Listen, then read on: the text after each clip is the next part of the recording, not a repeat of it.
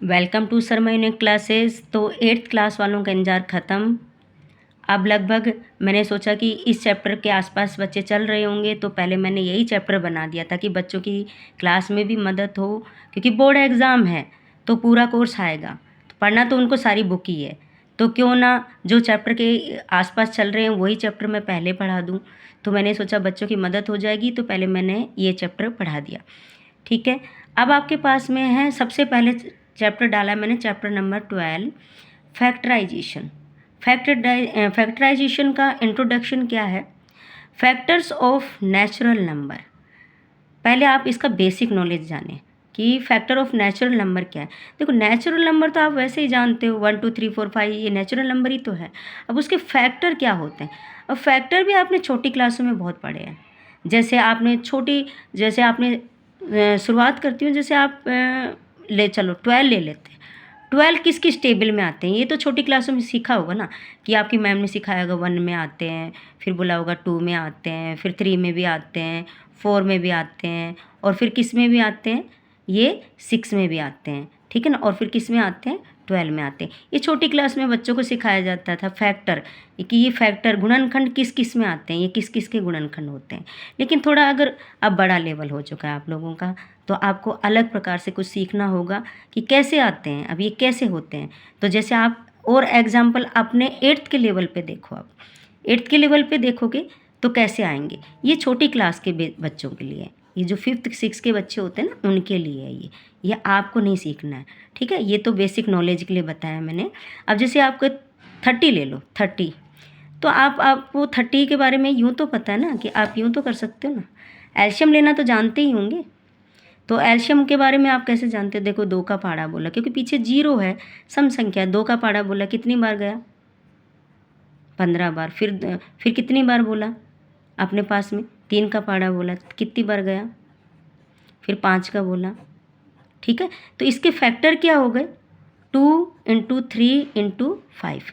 ये किसके फैक्टर हो गए? 30 के फैक्टर हो गए। ठीक है, आप ऐसे कुछ और भी एग्जाम्पल अपनी मर्जी से ले सकते हो। जैसे आपको चलो 12 का अब आप 8th क्लास के हिसाब से देख लो, फैक्टराइजेशन कैसे होते हैं, फैक्टर कैसे होते हैं। 2 का किया तो कैसे आएंगे? 2 6 ज़ा 12, 2 3 ज़ा 6, 3 1 ज़ा 3। ये इसके फैक्टर ही तो हैं 12 के। कौन से? 2 2 और 3। ठीक है, ये आपके जो मैंने बॉक्स में बनाया है, ये छोटी क्लासों के लिए है, 5th वालों के लिए। ठीक है, आपके लिए ये चीज़ें हैं। 8th क्लास में ऐसे पूछे जाएंगे। तो आपके पास 12 का पूछ लिया जाए तो 12 का फैक्टर क्या हो जाएगा? 2 इंटू 2 इंटू 3।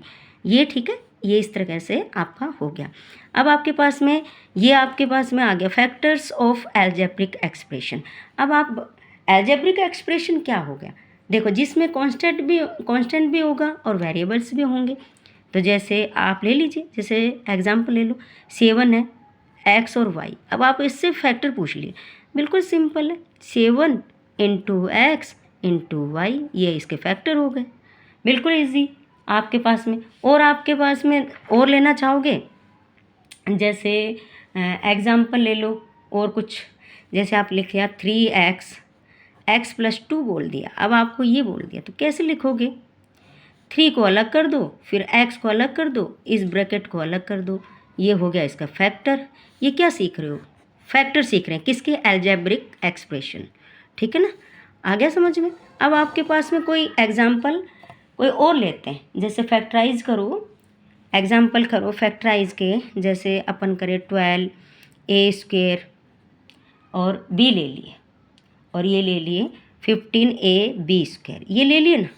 अब अपने इसके फैक्टर करने हैं अपन को, तो कैसे लिखेंगे? 12 a स्क्वायर b, तो कैसे लिखेंगे? 12 को कैसे लिखेंगे? अब 12 का अगर आपको इस तरह से नहीं आता, तो मैंने आपको 12 का ऊपर बता चुकी हूँ, 12 का ऐसे करके निकाल लो। नहीं आता तो 2 6 ज़ा 12, 2 3 ज़ा 6, फिर 3 1 ज़ा 3। अगर जिसको जो इंटेलिजेंट बच्चे हैं वो तो सीधे निकाल लेंगे, लेकिन अगर नहीं है तो फिर ऐसे निकाल लो आप। इसके क्या निकलेंगे अपने पास में?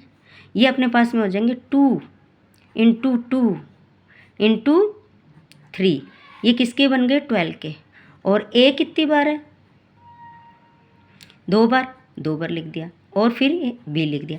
ऐसे 15 का निकालो, 15 का निकालो, क्या निकलेगा? ए और बी स्क्वायर। देखो 15 का भी आप ऐसे निकाल लो, 15 का ऐसे कर लो, 3 5 जा 15, 5 1 जा 5, 3 और 5 आ गए, 3 इंटू 5। और ये कितनी बार हो गया ए, और ये कितना हो गया बी इंटू बी। अपने पास में ये देखो कि कॉमन कौन है, इस लाइन में भी कॉमन कौन है, इस लाइन में भी कॉमन कौन है अपने पास में 3 है, ठीक है ना। कैसे पता लगा, ये इसका 3 कॉमन है ना, तो कितना आया 3 कॉमन आ गया। इसका मतलब इसमें 3 भी आ, इन दोनों में क्या है 3 है। अब और कौन कॉमन है, ए इसमें भी है, ए इसमें भी है, इसमें भी है, इसमें भी है, तो क्या आया ए भी आ गया। और बी देखो, बी दोनों में होना चाहिए, ये बी भी आ गया, ठीक है।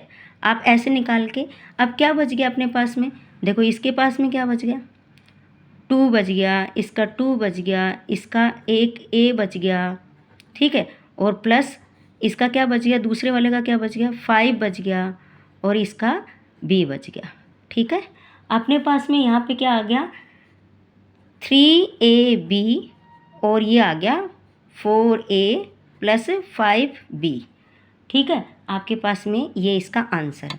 लेकिन इससे भी इजी मैं आपको थोड़ा सा और बताती हूँ। आपको अगर ये मेथड समझ में आए तो ठीक है, अगर ये मेथड कम समझ में आ रहा है तो आप एक मेथड इसी का और ले लीजिए, जैसे फिर से ले लीजिए, आपको कुछ दिक्कत आ रही तो 4a² b, ठीक है, प्लस 15ab²।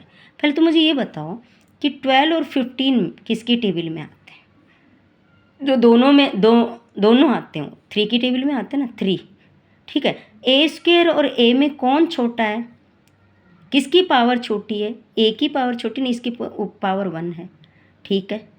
b और b² में कौन छोटा है, b छोटा है, ठीक है। अब आप ब्रैकेट लगा लो 12 की टेबल का 12, अब इसमें अपन डिवाइड करते हैं इसमें इसका डिवाइड करते हैं, तभी तो कॉमन होता है। 12 में डिवाइड करो 3 का कितनी बार आया 4, 3 4 जा 12। a² में एक a बाहर निकल गया, डिवाइड करो तो एक a अंदर बच गया, b से b कट गया, ख़त्म हो, बचा ही नहीं। प्लस 15 में 3 का डिवाइड करो, 3 5 जा 15, a बाहर बैठ गया, यानी a बाहर कॉमन आ गया, b का एक बाहर बैठ गया तो एक अंदर बैठ गया। देखो ये एक ईजी फॉर्मूला, ये मेरा मेथड है। अगर ये समझ में आ रहा हो तो ये देखें, और ये बुक का मेथड है। अगर बुक का मेथड समझ में आता है तो ये कर लो, और ये समझ में आता है ये कर लो। Thank you. अगर वीडियो समझ में आ गई हो तो सब्सक्राइब शेयर ज़रूर करें।